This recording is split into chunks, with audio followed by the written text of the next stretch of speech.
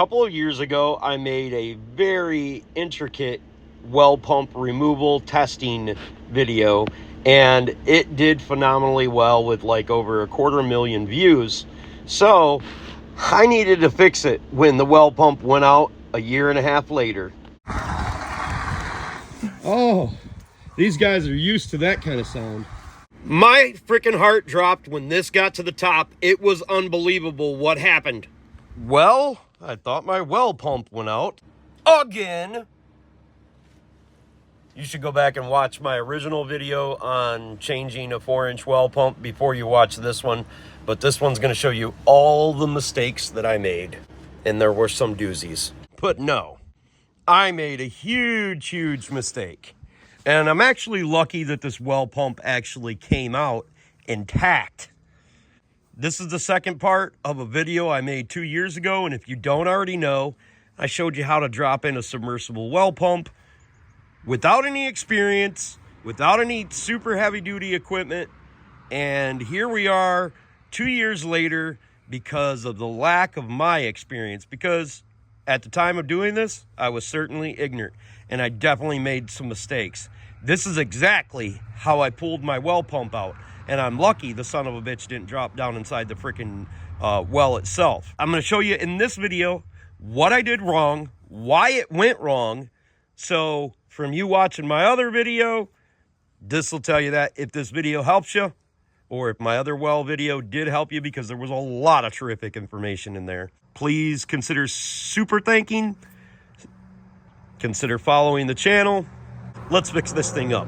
First off, what happened is the well pump itself unscrewed from here. Every time the pump kicked, it would unscrew itself a little bit and a little bit more until then luckily, and I say luckily, it tore one of my wires out, because if it would have kept going, eventually it would have broke these other wires and dropped the pump down inside the well. You may be thinking to yourself, well, I did watch your original video and I know you put a safety strap on the pump as you're supposed to. The pump unscrewed. My ingeniousness was superseded by my complete incompetence. So don't be incompetent like me. So the very few things that I was wrong about in my video, I'm going to correct in this video, but mine were very critical mistakes. And please understand, I did not just say correct advice. I said new advice. Mistake number one from the video. This wire right here is supposed to help it from not dropping into the well. I used galvanized steel, and I should have been more critical about using stainless steel. So stainless steel is absolutely a must. As we can see down here, the stainless steel just basically pulled and threaded away. Our little locker here looks okay, so it's still okay to use them. But this time, we're going to use stainless steel. Look in the description below for where to find stainless steel, because most of the time, and I went to about 5 stores this time, I still cannot find stainless steel 14 gauge wire, which is what I really want to use. Okay, so I'm not going to undo all these wires because obviously I did a great job connecting these together. So I'm just going to do the same way that I did originally, but I don't want my wire to twist all around my pipe like this. So I'm going to take the wire and twist it around the pipe. So when I turn my pump onto the pipe like it's supposed to be, it untwists. That's the first thing. The next thing that I'm going to do that I don't remember doing last time was I'm going to tighten this up with this and this. And for that, I'm going to use these chain grips that I bought for pulling the pipe out.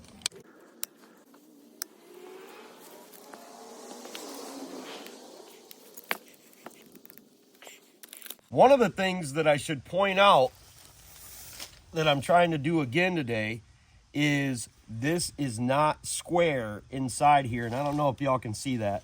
This thing's stinking heavy. You have to have it square into your pipe. If you don't, you're going to end up having the same problems I have This time when I tightened this up, I tightened it up. I mean, tightened it up. My son was standing on this one, and I was turning on this one. We made sure that it's square. You even want to check and make sure that it's square down there, because the first time I put it on, it was kind of kitty-wampus. All right, we're going to take shrink wrap. We're going to put it over this end, and the reason that we're going to put it on this end, that way it's away from our heat. Then we're going to take the butt connector, and we're going to put it over this one right here, and we're going to push it down as far as we can.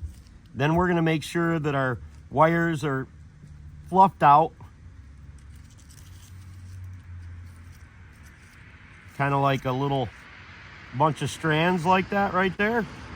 Then we're going to take the strands and we're going to basically put them in together inside one another. And then we're going to take our fingers and we're going to start twisting them together. We want to make sure that we twist them all together so it's nice and neat like that. And the reason that we do that is whenever we use these right here, it won't slide through the center of there. Then we just take, we're going to try to set the leaves on fire. Then we just take and melt the solder. Yeah, these aren't only for smoking crack or burning things down. They're used to melt the solder inside there. And then you melt the ends of there as well. You want that solder to get a little bit liquid inside there. You also melt these rings down here and the ends as well. They're supposed to seal up, but obviously we're going to use super tape over this. I'm going to try not to catch the leaves on fire that are everywhere. And the reason you clean up leaves is so you don't have insects and Lyme disease and stuff like that. Then once this cools down, it's going to get a little bit darker color like that. It's not going to be so transparent. You can give it a nice tug.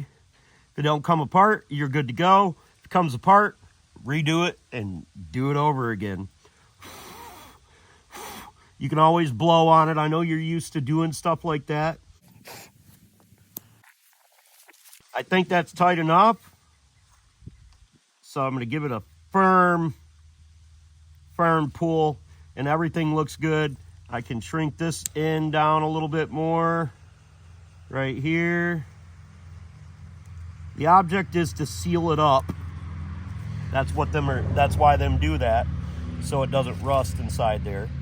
Then we take and we slide our shrink wrap over it, shrink that down, and then the next thing we're going to do is we're going to use the waterproof, what I like to call super tape, on this, just like we did in the original video.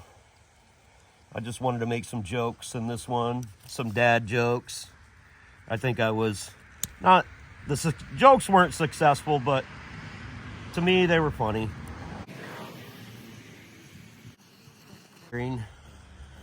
But that's what I do. Now that we've got that wrapped, I just like to make this a little bit more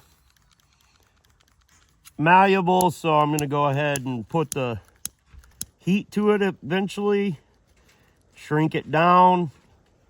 No, it sticks pretty good without shrinking it down, but it helps melt it together. The tape will have this plastic around it, just in case you're ever looking for it. Now, we got to hook up our safety wire, our stainless steel safety wire, and we're done. And we drop it back down, hook it up. This is similar to what I'm going to put in the link below. You can either use this, or there's going to be something that's a little bit smaller diameter listed in the description below. I want you to have several options. You're going to want to make sure that the option that you choose is the correct length.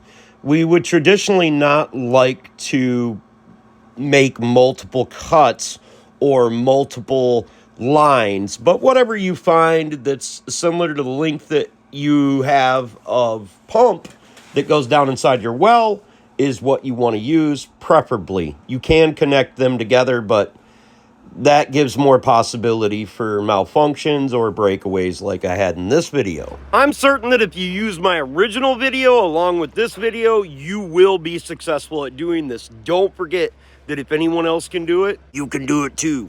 If you enjoyed this video, please send me a super thanks. Give me them sweet old thumbs up. Comment down below, even if you're just going to call me an asshole. Don't matter to me, though.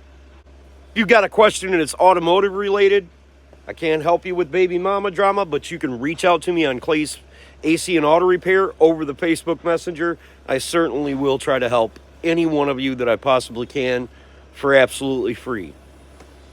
Don't be the next to them, be the first of thee. God bless and have the greatest of days, my friends.